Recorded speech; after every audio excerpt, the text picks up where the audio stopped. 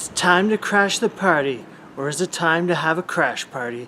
Because this is Crash 4, and it's about time, and it's about Crash coming back after a long hiatus. So, yeah, all of Crash's enemies are back, and they're stirring up trouble.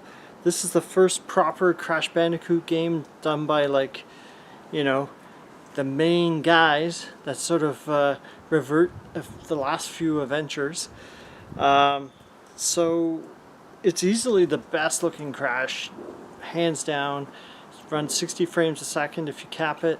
You can run it like 300 frames plus a second on PC and in 4K. It looks great. I kept it at 60 just to, make it easier on my setup. So yeah, the story's interesting and it makes you want to learn more. Pretty much the enemies, Crash's enemies, Dr. Cortex, etc., they're all back. They managed to get out of some sort of dimensional hole or jail that they were in, and now they're wreaking havoc and giving Crash problems.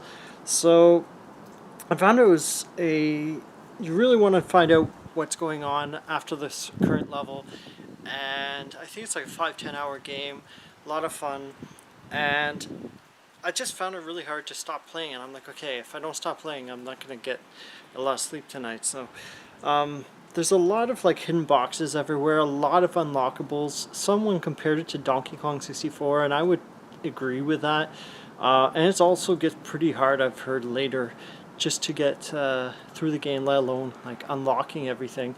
I heard it's like 106%. I mean, there's a lot of distinctive worlds that keep the game fresh. You never know what's coming, and I think that's what keeps you wanting to keep playing.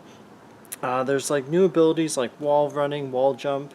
There's also dimension swapping, so some objects will appear if you're in one dimension, and then when you swap they become invisible or they become solid. So it's an interesting trick. It's been done before, but it sort of adds a little bit of extra strategy involved when you're jumping from platform to platform, and you have to sometimes do it in mid-jump too.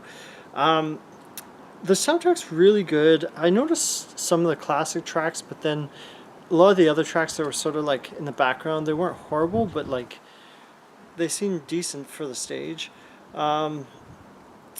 The multiplayer seems to be decent. I didn't give it a shot, but it's mostly like racing your friends for the best time, or exploring a level and collecting more boxes than your friends.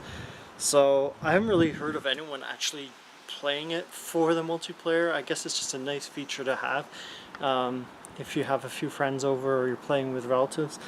And the cons of this game, apparently the game gets really frustrating about halfway through it.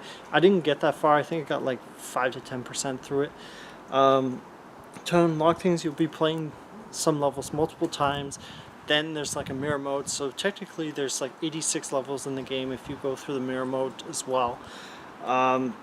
You may have to give up on getting everything in this game because apparently it gets that hard. Like frustratingly smash the controller hard is what I've heard. Yeah, if you want to get all the gems, all the boxes.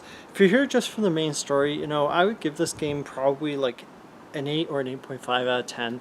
It's a lot of fun. I think it's like 30 or 40 bucks. I didn't write down the price, actually, surprisingly, but yeah, if it's on sale, it's like 30 bucks or so, which is pretty decent on PC. And it's a fun ride. Like, I really enjoyed it. I barely scratched the surface of this game. I'm sure it gets a lot harder. If you're trying to get the 106%, as I said, it's a huge undertaking and frustrating. So I'd give it like a 6 out of, or 7 out of 10. If you're a completionist, this game might drive you crazy from all the things I've seen people say. Yeah, as it seems, one person seemed to say, this is a Crash for people that don't play Crash, which is kind of interesting. I sort of understood that. So instead of a game that feels like Crash, someone says this feels like a grind fest to max out the game's content. I don't know, it feels like Crash to me, a little bit different, a little bit easier than the previous 3 games from what I've played of them.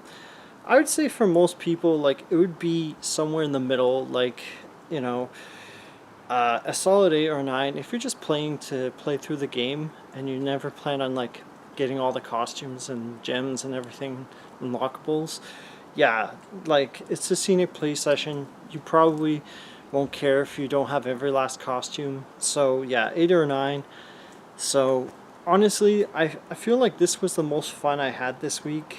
Yeah, yeah. Of the 3 games, this one really stood out. I agree, it's a AAA game, but yeah, I would definitely recommend it. This is the most fun I've had in a game for a while, especially platformers. So if you're looking for something new, relatively new to PC, check this out.